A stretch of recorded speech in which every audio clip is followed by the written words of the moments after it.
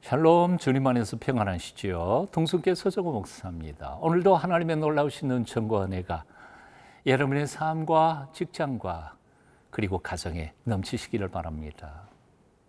여러분은 여러분 자신을 스스로 지혜로운 자라고 생각하십니까? 아니면 어리석은 자라고 생각하십니까? 세상에는 참 스스로 지혜롭다고 생각하지만 사실은 어리석은 사람들이 참 많고, 스스로 어리석다고 생각하지만 사실은 지혜로운 사람도 많은 것 같습니다. 성경에서 사도 바울은 하나님의 어리석음이 인간의 지혜로움보다 훨씬 더 지혜로우시다라고 고백한 말씀을 봅니다. 성경에서 어리석은 사람이란 어떤 사람들일까요? 오늘의 시편 14편 1절부터 7절까지 함께 읽어보시겠습니다. 시편 14편 1절에서 7절 말씀입니다. 어리석은 자는 그의 마음에 이르기를 하나님이 없다 하는도다. 그들은 부패하고 그 행실이 가증하니 선을 행하는 자가 없도다. 여호와께서 하늘에서 인생을 굽어 살피사 지각에 있어 하나님을 찾는 자가 있는가 보려 하신즉 다 치우쳐 함께 더러운 자가 되고 선을 행하는 자가 없으니 하나도 없도다. 죄악을 행하는 자는 다 무지하냐? 그들이 떡 먹듯이 내 백성을 먹으면서 여호와를 부르지 아니하는도다. 그러나 거기서 그들은 두려워하고 두려워하였으니 하나님이 의인의 세대에 계심이로다. 너희가 가난한 자의 계획을 부끄럽게 하나 오직 여호와는 그의 피난처가 되시도다. 이스라엘의 구원이 시온에서 나오기를 원하도다. 여호와께서 그의 백성을 포로된 곳에서 돌이키실 때에 야곱이 즐거워하고 이스라엘이 기뻐하리로다. 1900년대 중반에 서구의 지성인들이 원시인들이나 믿던 그 하나님은 성인이 된 이 시대에는 필요 없다고 감히 주장하던 때가 있었습니다. 그때 어느 대학의 벽에다가 누군가 낙서를 했다 그러죠. 하나님은 죽었다.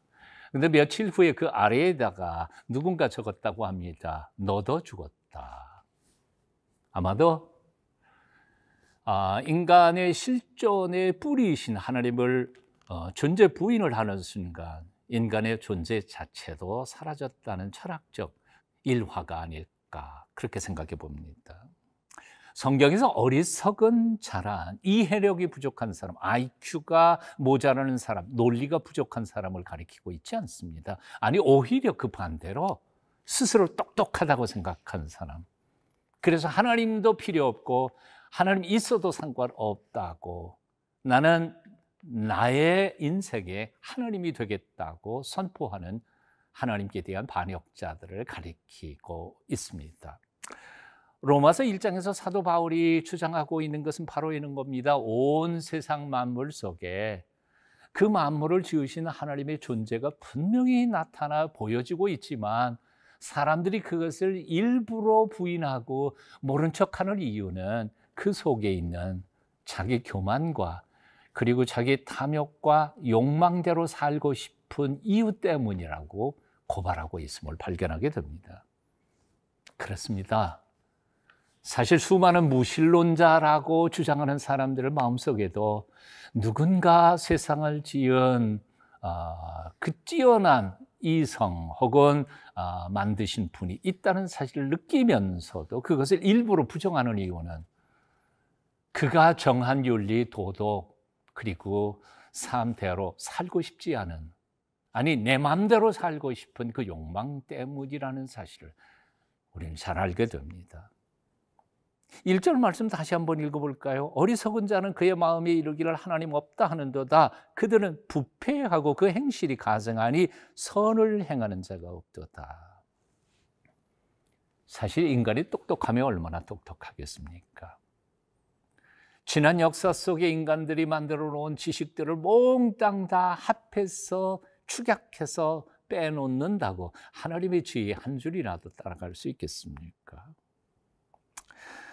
그렇게 하나님을 부정하는 그 사람들을 향하여 오히려 그렇게 부정하던 하나님이 내려다보시면서 긍휼히 여기시며 이렇게 말씀하고 있음을 봅니다.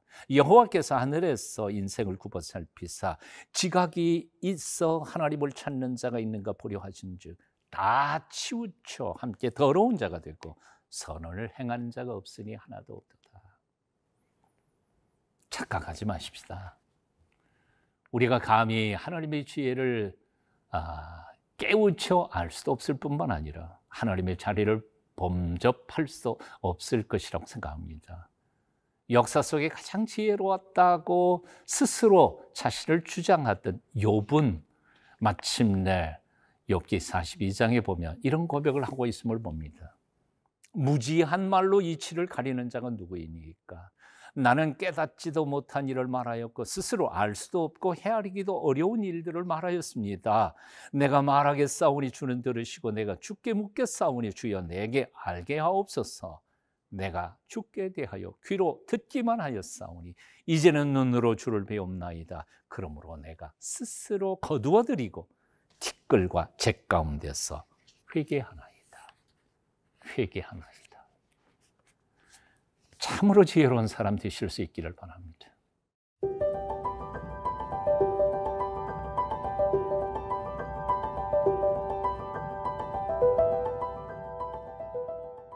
하나님이 없다고 주장하는 그 무신론자들은 생각과 마음, 이성만 타락한 것은 아니었습니다.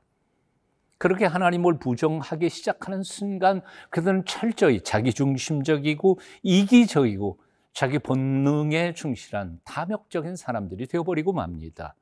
그래서 남들을 배려하기는커녕 오히려 어떻게 하든지 남을 착취하고 그리고 그들을 등쳐서 자신을 이롭게 하려고 하는 사람들이 되어가고 있는 거죠. 어둠의 자식들의 지혜는 빛의 자녀들보다 이 세상에서는 뛰어날 때가 참 많습니다. 그래서 말씀대로 살고 양심대로 살고 하나님의 보시기에 선하게 살려고 하는 사람들은 수단 방법을 가리지 않는 수많은 사람들에게 착취당하기도 하고 아픔을 겪기도 합니다. 그런데 그런 상태를 하나님은 그대로 두고만 보시겠습니까? 결코 그럴 일은 없습니다. 하나님께서 가난한 자 그리고 양심을 지키며 말씀대로 살아가는 하늘 백성들을 보호하시는 피난처가 되시기 때문에 그렇습니다. 오늘 6절 7절입니다.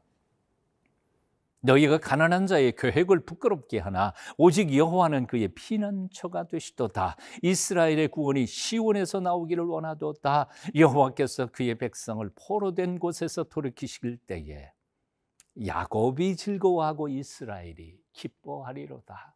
아멘.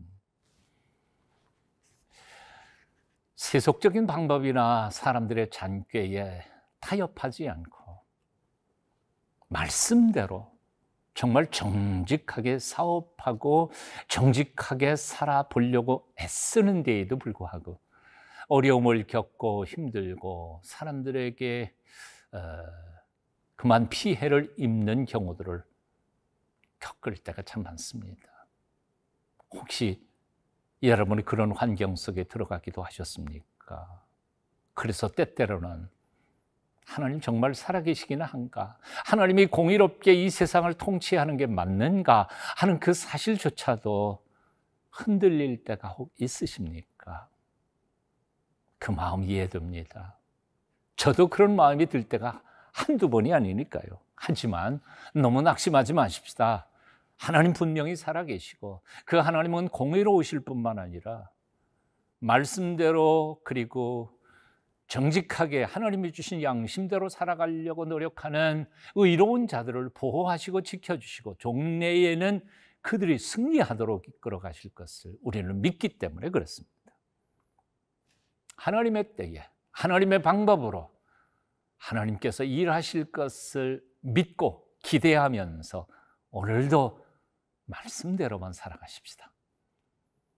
사람들을 사랑하며 주님을 경배하며 나 자신에게 충성스럽게 충실하게 성실하게 살아갈 때 하나님의 놀라우신 축복과 은혜가 여러분의 삶의 모든 현장 속에 넘칠 줄로 믿습니다.